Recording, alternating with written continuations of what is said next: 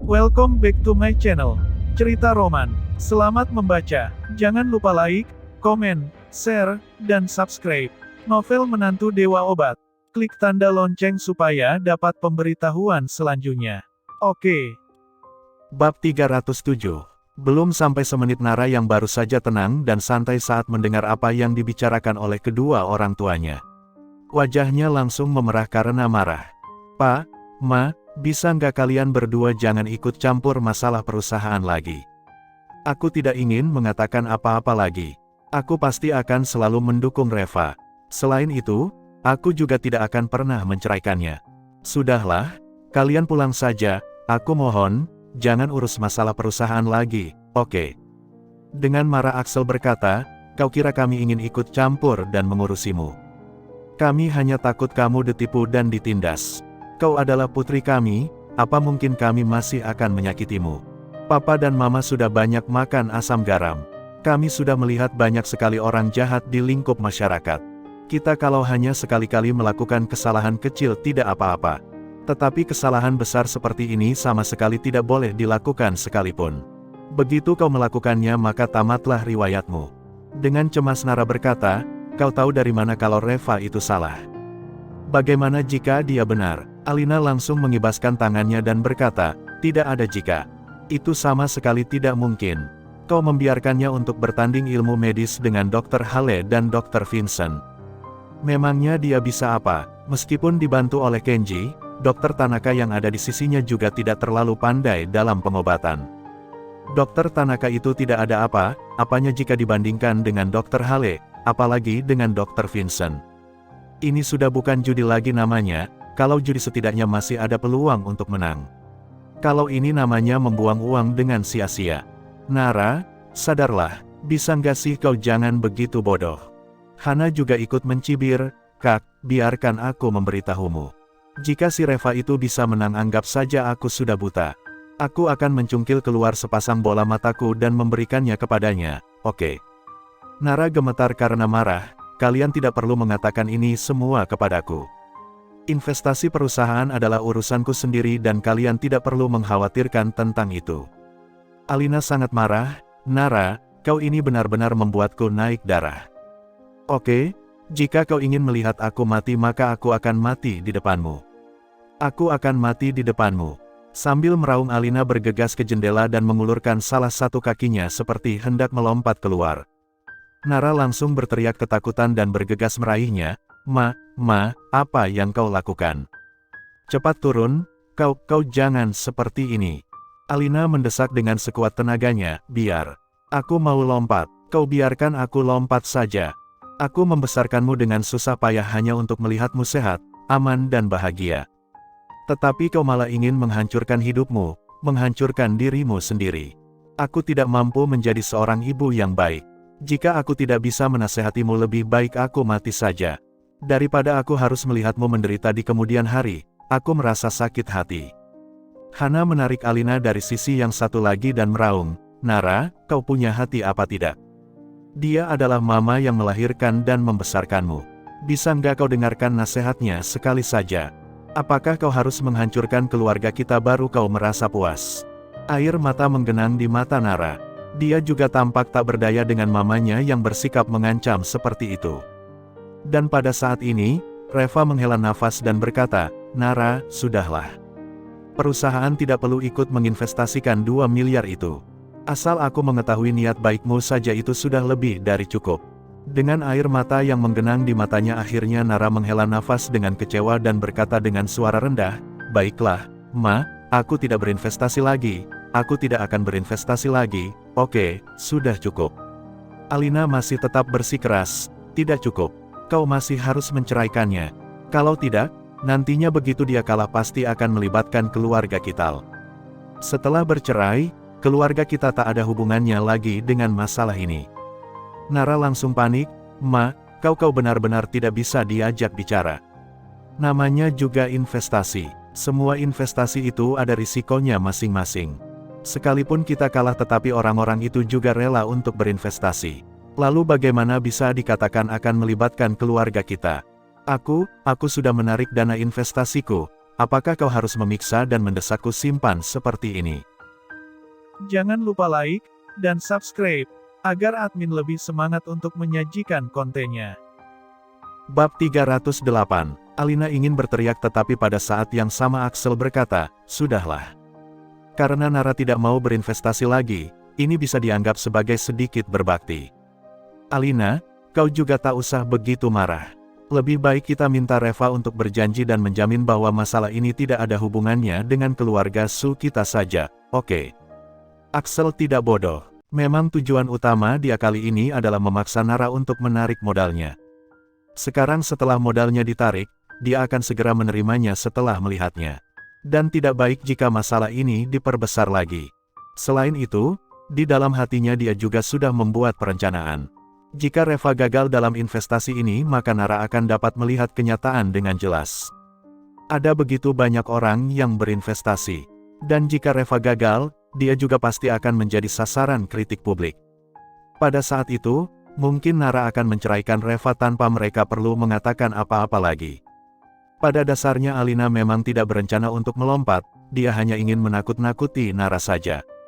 Lalu dia mundur dan memelototi Reva kemudian berkata, "Reva, bersumpahlah.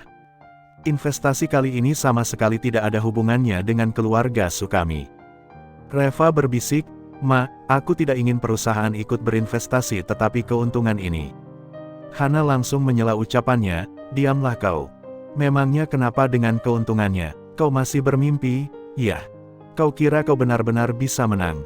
Aku beritahu ya, kami tidak mau ikut berinvestasi dan kami juga tidak menginginkan keuntunganmu itu.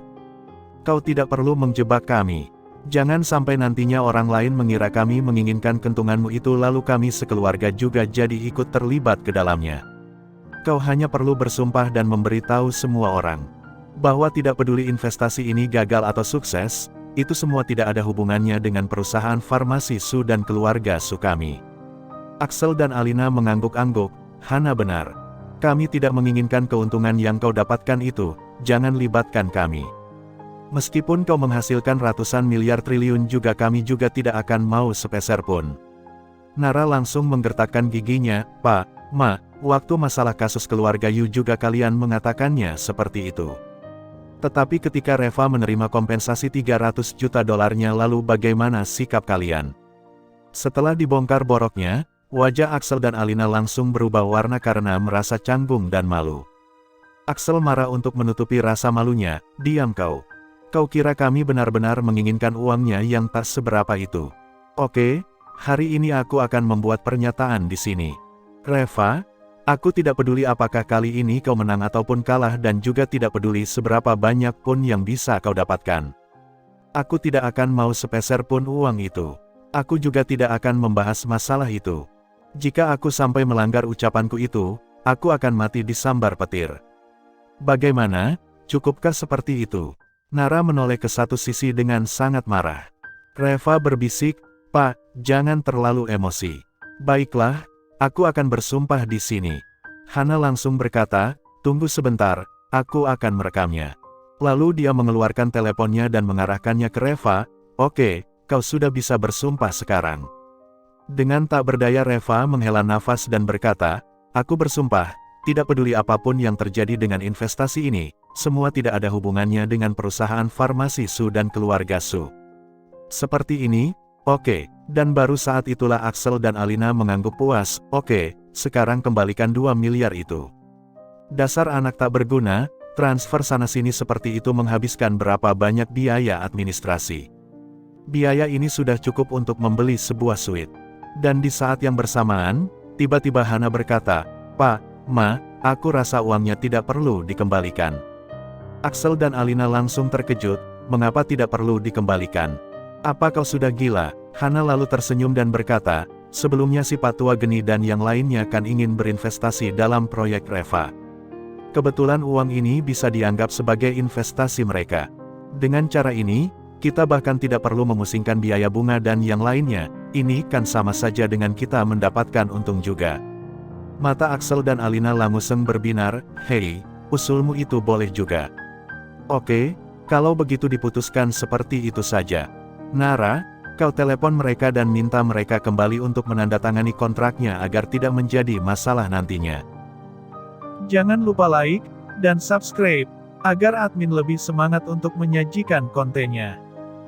Bab 309, Nara menghela nafas dengan kecewa. Dengan enggan dia memanggil para pemegang saham yang mendukung Reva. Tidak lama kemudian, para pemegang saham itu kembali dan menandatangani kontraknya dengan lancar. Dan pada akhirnya, investasi gabungan dari para pemegang saham ini melebihi 2 miliar. Ini benar-benar di luar dugaan semua orang. Axel dan Alina merasa sangat senang dan senyumnya terukir terus-menerus di wajah mereka saat melihat kontrak yang telah ditanda tangani itu. Akhirnya, masalah ini sudah beres. Nyaris saja kita terkena malapetaka, untungnya detik-detik terakhir masih bisa dihindari. Nara, beberapa hari kemudian kau pasti akan berterima kasih kepada kami. Suatu hari kau pasti akan mengerti bahwa orang tuamu ini tidak akan menyakitimu. Axel dan Alina pergi dengan rasa penuh kemenangan setelah mengambil kontraknya. Nara duduk di sofa dengan lemas sambil menutupi wajahnya dan menangis. Dia benar-benar merasa sangat lelah kali ini. Reva, maafkan aku. Pada akhirnya aku tetap tidak bisa membantumu, ujar Nara sambil menangis. Dengan lembut Reva membawanya ke dalam pelukannya dan sambil tertawa berkata, aku sudah bilang tidak usah meminta maaf. Seharusnya aku yang harus meminta maaf. Masalah kali ini aku yang terlalu ceroboh dan telah membuatmu terjepit di tengah-tengah. Nara tak bisa menahan tangisnya, dia langsung merangkul leher Reva dengan erat dan berkata, dasar bodoh, kau ini terlalu baik terhadap mereka. Kalau tidak bagaimana mungkin mereka bisa menindasmu seperti ini. Reva terkekeh, tidak apa-apa. Setelah ini semua selesai, pandangan mereka terhadapku akan berubah. Nanti pada saatnya, kita akan membeli rumah yang besar. Lalu kita akan pindah dan tinggal di sana. Menjalani kehidupan kita berdua dan melahirkan segerombolan anak-anak.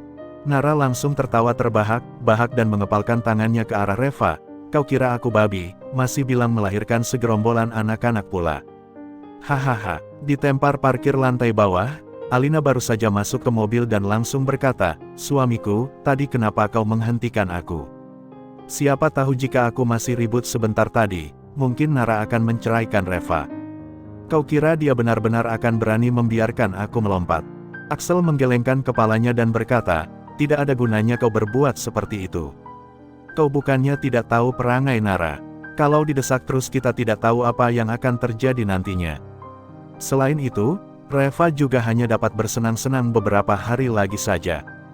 Dia telah mengumpulkan 100 miliar lebih hanya untuk bertanding ilmu medis dengan orang lain. Kalau sampai dia kalah dan uangnya lenyap, kau lihat saja ada berapa banyak orang di kota Carson ini yang menginginkan kematiannya. Dia pasti akan mati kali ini. Dan pada saat itu, mereka berdua tidak perlu bercerai. Mungkin saat itu Reva dibacok dan mati di jalan pun kita tidak tahu. Alina mengangguk, iya juga ya. Hanya saja nantinya Nara jadi mendapat gelar janda. Jadi tidak terlalu bagus untuk reputasinya. Axel dengan marah berkata, lalu mau bagaimana lagi? Anak ini sama sekali tidak mau mendengarkan nasihat kita. Apa yang bisa kau lakukan terhadapnya? Sudahlah. Nanti kalau sudah kena batunya dia baru akan mengerti niat baik kita. Dengan tak berdaya Alina menghela nafas dan berkata, oh ya, ngomong-ngomong si Dion itu boleh juga ya.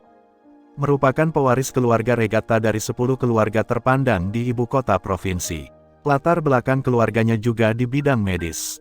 Aku dengar aset keluarga Regatta itu setidaknya ada 100 miliar. Ke-10 keluarga terpandang di kota Carson mana bisa dibandingkan dengan keluarga Regatta. Waktu masalah keluarga Yu yang cucunya meninggal di tangan mereka, akhirnya mereka juga hanya bisa mengirim kembali orangnya dan tak bisa berbuat apa-apa. Jika Nara menjadi menantu keluarga Regatta maka status kita di kota Carson mungkin akan setara dengan Austin. Si Austin itu bahkan tidak ingin menemui kita waktu dulu itu. Jika Nara menikah dengan Dion, aku akan membuat dia tidak dapat tinggal lebih lama lagi di kota Carson. Axel mengangguk. Ya, jika saja kita ada hubungan dengan keluarga Regatta maka keluarga kita pasti akan sangat hebat dalam sekejap. Hanya saja Reva telah menyinggung mereka dengan kasar, sehingga membuat masalah ini menjadi. Alina berpikir sejenak lalu berbisik, bagaimana kalau kita pergi mencari Dion dan meminta maaf kepadanya. Lagi pula, Ini kan perbuatan Reva, tak ada hubungannya dengan keluarga kita. Sekalian beritahu juga kepada Dion bahwa kita menyetujui hubungannya dengan Nara. Kalau memang masih tidak bisa juga, kita bisa membiarkan Nara menemaninya secara pribadi dan makan malam bersama dia. Kalau sudah begitu pasti bereskan masalahnya. Bersambung di channel Cerita Roman selanjutnya. Jangan lupa like, komen, share, dan subscribe. Novel Menantu Dewa Obat.